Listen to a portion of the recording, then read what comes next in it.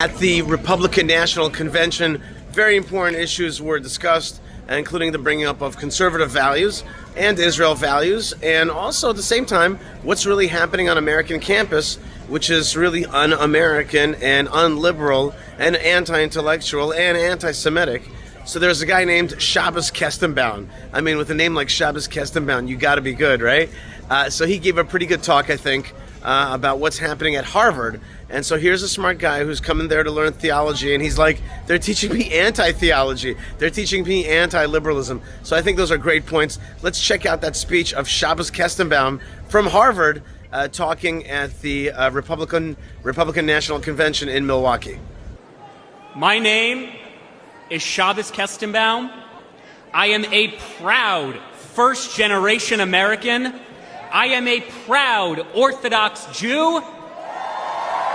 And as of 5 months ago, I am the proud plaintiff suing Harvard University for its failure to combat anti-Semitism.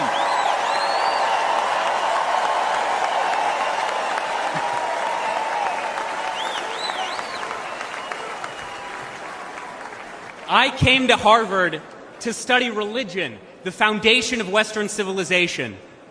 What I found was not theology, but a contempt for it. My problem with Harvard is not its liberalism, but its illiberalism. Too often students at Harvard are taught not how to think, but what to think. I found myself immersed in a culture that is anti-Western, that is anti-American, and that is anti-Semitic.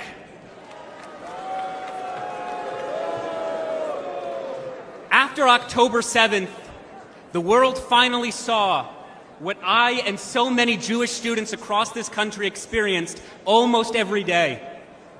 When I planted 1,200 Israeli and American flags on campus, they were all vandalized within 24 hours.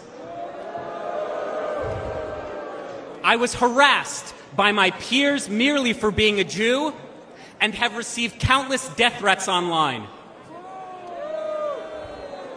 Students and professors have openly called for new Hamas-style attacks against the United States.